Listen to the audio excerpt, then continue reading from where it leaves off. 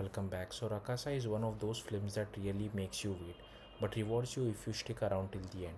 The story follows Veera Babu, played by Sangeet Shoban, an NRI who arrives in a village with a simple goal to stop a marriage. But things quickly takes a turn when he realizes this just any village, it's haunted and not in a subtle way. There are three ominous signs that signal something is very wrong. And according to ancient scriptures, the only way to restore balance is through a human sacrifice. As fate would have it, Veerapapu finds himself right at the center of all of this chaos. Now, on paper, this setup sounds interesting, a mix of horror, comedy, and a fantasy, very much in the vein of films like Stree. And the movie does try to balance all three elements, but here's the catch.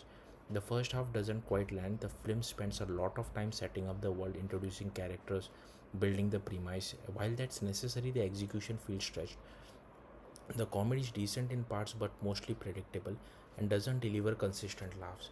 You can see the major plot developments coming from a mile away, especially involving the protagonist. So instead of feeling engaging, the first half ends up of feeling a bit flat or uneven. That said, there's still some curiosity that keeps you going, mainly because the core fantasy element is intriguing enough to make you wonder where things are headed. And thankfully, the second half is where finally finds its footing. Post interval, the story shifts to a deserted fort, and this is where things starts getting interesting.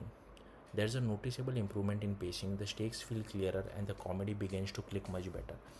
A key twist midway through the second half helps set up some genuinely fun moments, and from there, the film leans more confidently into its horror comedy tone.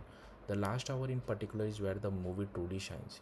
Yes, a lot of what happens doesn't exactly make logical sense. There are plenty of convenient plot devices and over the top moment, but the film is self aware enough to embrace that, and the entertainment factor manages to outweigh the flaws. When it comes to performances, Sangeet Shoban does a solid job. The role isn't drastically different from what we have seen before, but he brings enough charm and vulnerability to keep things engaging.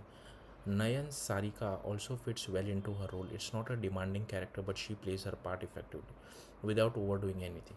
The supporting cast is where the film gets a big boost, especially comedians like Vanilla Kishore and Get Up Srinu, who brings in most of the laughs. Veterans like Tanikela and Brahmaji adds weight even in limited roles. Technically, the film is decent. The cinematography stands out, especially in capturing the village and fort settings.